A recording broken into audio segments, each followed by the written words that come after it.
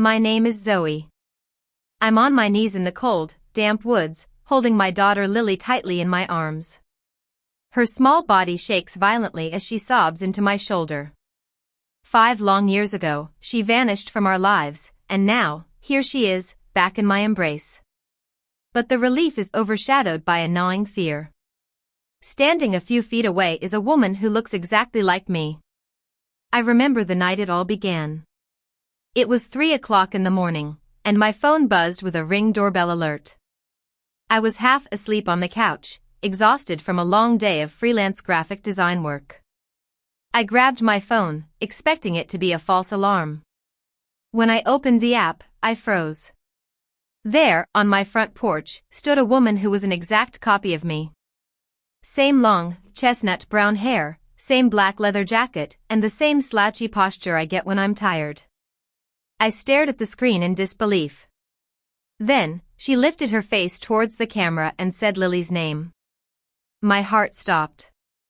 For 5 years, I've lived with the pain of losing my daughter. My family is small. My mother, Amelia, is a kind-hearted but somewhat frail woman who has been a rock for me during these tough times. My younger brother, Ryan, is a police officer. He often stops by to check on me, knowing how hard the nights can be. That night had started like any other. I'd spent the evening finishing a project and then watched a movie until I dozed off on the couch. Our house is in a quiet, friendly neighborhood where people leave their porch lights on and chat over the fence. It's not the kind of place where you expect the unexpected. Since Lily disappeared, I've tried to keep a routine. I wake up early, work from home, visit my mom every afternoon, and keep myself busy so the memories don't consume me. Ryan had dropped by earlier with takeout. He always makes sure the locks are secure and that I'm okay before he leaves. I sat up straight on the couch, my eyes glued to the phone screen.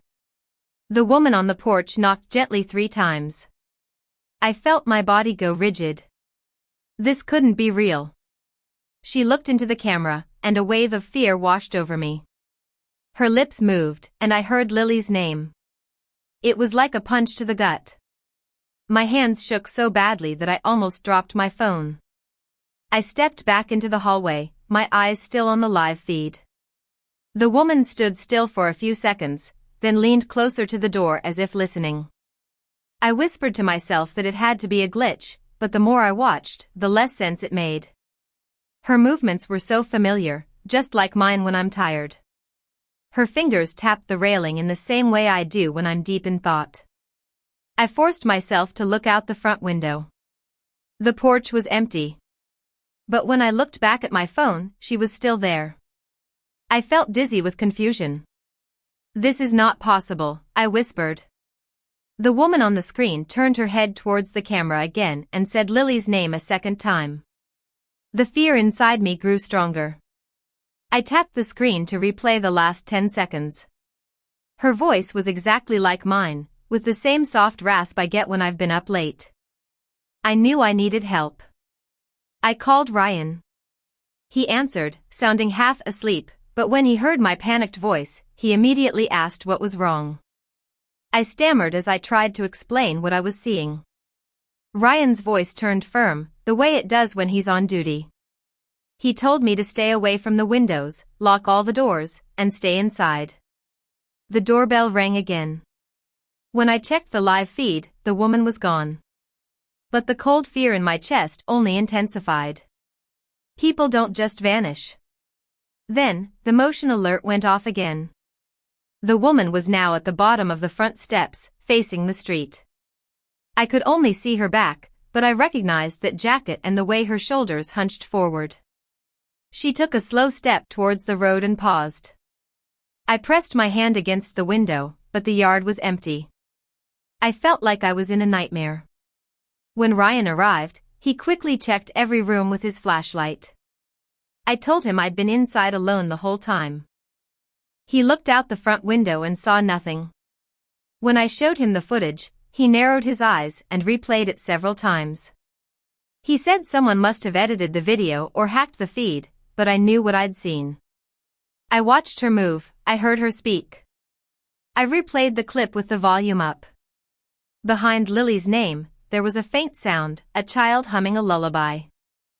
It was the lullaby I used to sing to Lily every night before bed. That sound sent a chill down my spine. I knew the woman outside wasn't trying to scare me, she was trying to lead me to Lily. I walked over to my laptop and opened the Ring app on a larger screen. It was even more unsettling. I paused the video when the woman leaned towards the camera. Her face was identical to mine, except for her eyes. Mine are warm brown, but hers were dark, almost shadowed. As I moved the video frame by frame, I noticed a small figure behind her, near the curb. It was faint, but I could tell it was a child. I called Ryan over. He tried to convince me it was a shadow or a distorted image, but his voice wavered. I knew I had to make a decision. I could stay inside, hiding from the unknown, or I could follow this lead, the first one in 5 years. I grabbed my coat. Ryan tried to stop me, reminding me it was 3 o'clock in the morning and dark outside. But I looked him in the eye and said, if there's even a small chance this is about Lily, I'm not staying here. We stepped outside. The cold night air hit my face like a slap. The yard was silent, and the street was empty, but my nerves were on edge. We walked around the porch and down the steps, scanning the area. Ryan's flashlight illuminated the driveway, the walkway, and the bushes. Just when I thought the trail was cold, Ryan pointed to the dirt near the side gate. There were small footprints, too small to be an adult's.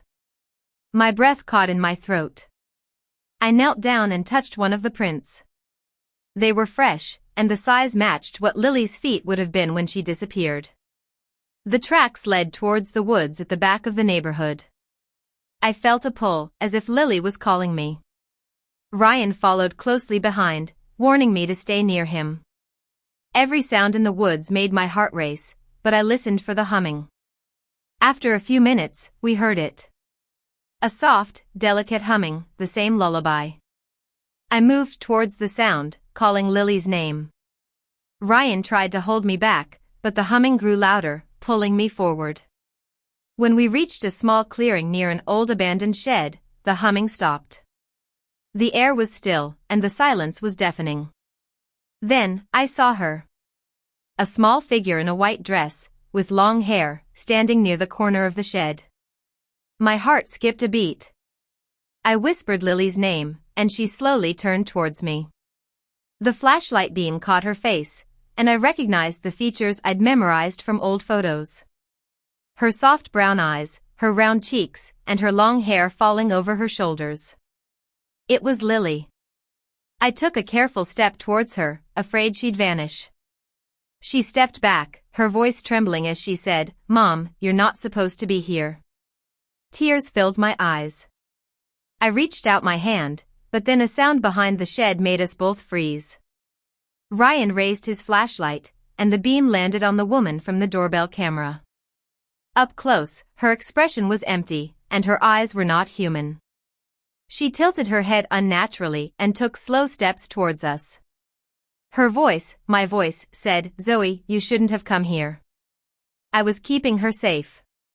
Lily grabbed my sleeve and pulled me closer, whispering, "She wanted to take your place." The woman lifted her hand and repeated Lily's name calmly.